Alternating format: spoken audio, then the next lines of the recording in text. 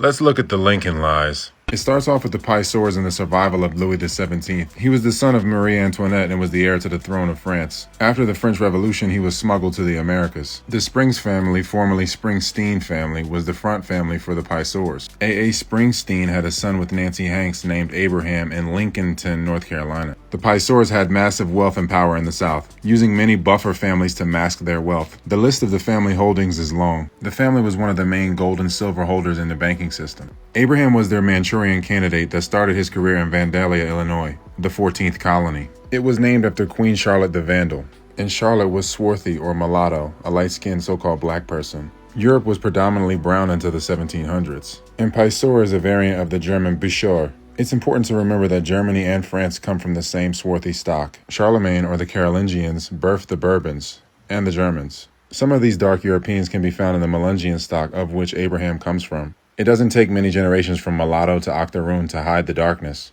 Look. And Lincoln called himself black or dark, as well as the very descriptive author Walt Whitman. Lincoln's assassin was from a super famous acting family with Masonic ties, among other secret societies. They claim Booth was a Confederate, but he was engaged to a staunch Unionist daughter. He came to Lincoln's inauguration and stood in the friends and family section. Look. One of the Booths saved Lincoln's son, and Lincoln went to see them perform many times. They only performed all together once, performing Julius Caesar, which Booth recited after allegedly killing Lincoln, which is now Virginia's state motto.